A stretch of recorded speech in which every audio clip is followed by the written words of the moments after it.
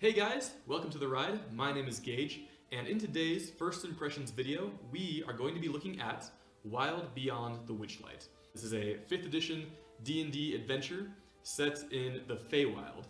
Now, like my other first impressions videos, this is not going to be a comprehensive review of everything inside this book. This is just going to be my impressions after playing a session or two and reading through most, if not all of it.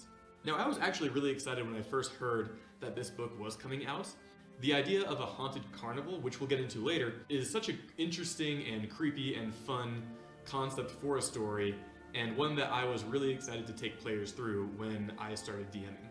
Now, I'm just going to get right into what I love about this book already, which is definitely the setting and the premise.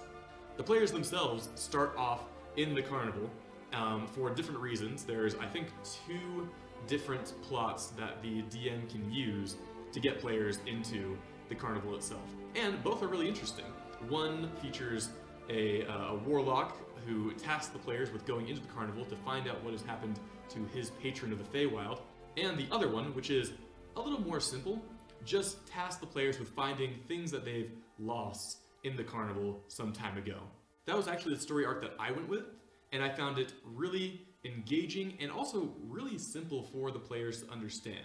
One problem with a lot of the written adventures for Dungeons & Dragons is that they don't really give you a good reason to have the players come where they are. They usually just say that the players maybe already knew each other or already have the same task in mind, and just assume that the players will understand that this is a game and the players' characters are just supposed to be friends and go on the adventure. But Wild Beyond the Witchlight does a really good job of introducing a good plot for the characters, really helping them feel invested in the actual carnival itself and what's to come afterward. And that's something that a lot of different Dungeons & Dragons stories don't really do. Now, about the setting itself, and I'm really excited about this, the entire setting of Wild Beyond the Witchlight, I can't even barely hold this thing. That right there is the entire carnival. I have never seen a map as cool as that in any game I've run. And even just showing that to the players is such a fun idea. It really gets them invested in the story. It feels like a creepy Disneyland map that they can go and explore. And the cool thing about it is that all of the locations that are on there are really well fleshed out and really interesting. There's a lot of initial plot hooks for the characters to follow depending on what they're interested in. For characters who are stronger, there might be some carnival games involving strength, like hitting a hammer against a target or having a staring contest, crazy things like that that really help drive the sense that you're in a otherworldly carnival. For example, one of the players I DM'd for played a monk with the soldier background, really the last person you'd expect to find in this creepy carnival. However, as soon as he got in, he had a staring contest with a giant cyclops, and that became a huge plot point in the story and one that all the other players were invested in. And that's not the only one there. There's plenty of other little adventures in the initial carnival area, and that's just the first area in the story.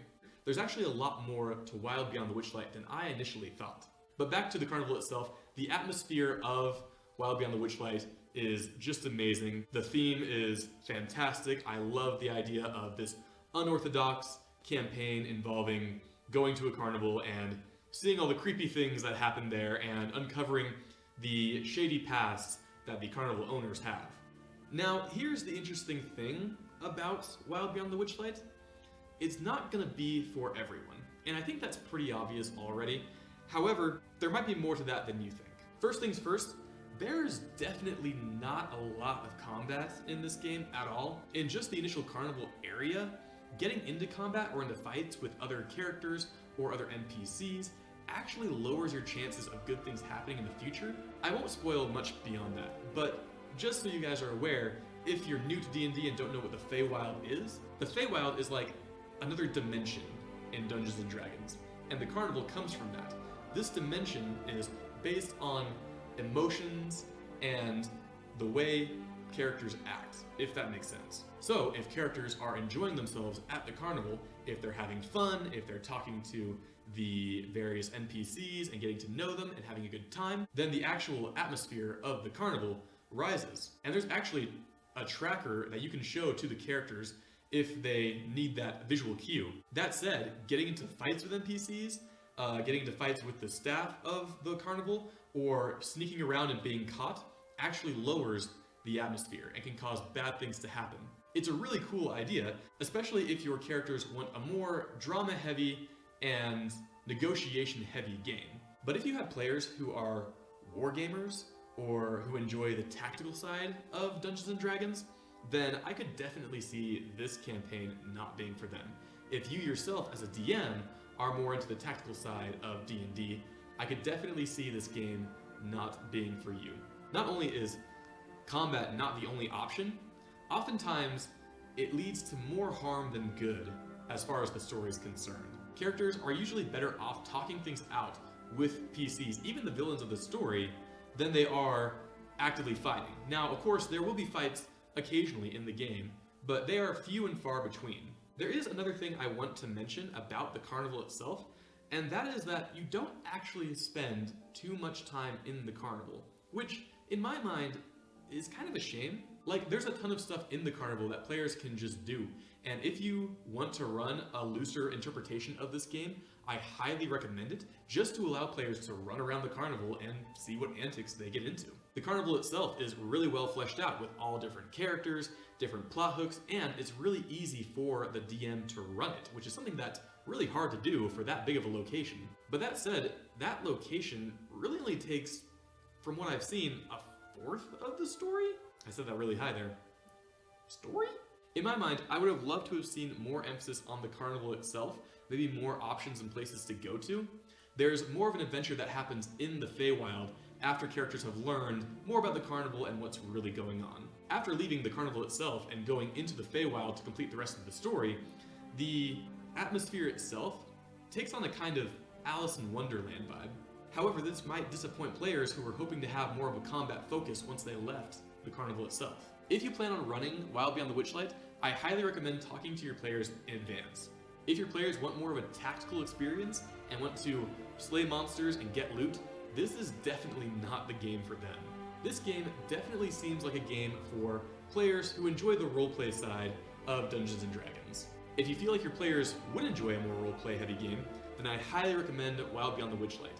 It has great characters for you as the DM to improvise, it has great moments for the players themselves as they go and they see different rides and attractions within the carnival itself, and the story is pretty interesting and unique, even as it gets more and more creepy and you learn more about the world.